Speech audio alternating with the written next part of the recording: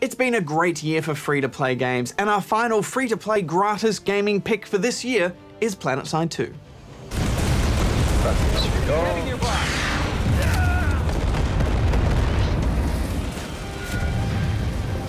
I am coming to the Technodome.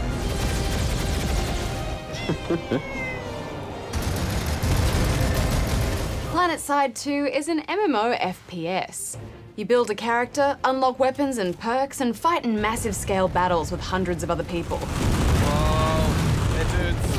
It's a spectacular sight. Yes, and when you first enter the game, you're thrown in the midst of a giant battle that's already happening with real people. And you probably won't last long, but it's a good way to show you what the game can be when it's at its best. And I love drop pods, Hex. I just love them.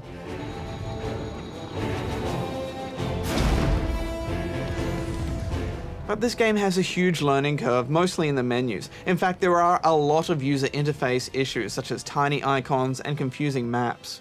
But if you stick with it, things start to click, and then you can see that rich real-time strategy that begins to play out. Yes, it is an ambitious concept. A persistent online future battle for territory. It's like a whole bunch of Battlefield maps linked together with no end to the round. This means there's a lot of ebb and flow and fights, a lot of downtime, but you know, I didn't mind that, Bajo. I mean, it gives me time to regroup and prepare. Yeah, you definitely have to play this game with friends too, and the more the better, just like any MMO really. When you have a good squad leader marking waypoints, and your squad has a nice mix of classes from healers to heavies, that's where the game truly shines. I didn't like it.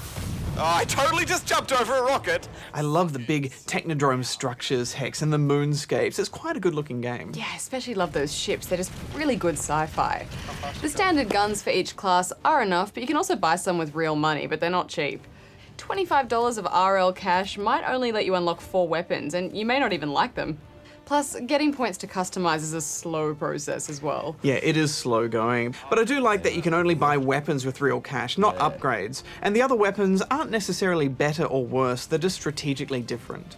There are some good ideas at play here, you just have to dig a bit to find them, and I don't think there's a game out there quite like this. Plus, there's Aussie servers, well there's one of them, and that's a first for any FPS MMO. Yeah, plus the controls are solid, and it kind of reminded me of Borderlands a little bit. But what are you giving it? I'm gonna give it 8 out of 10, Hex, what about you? It's a 7 from me.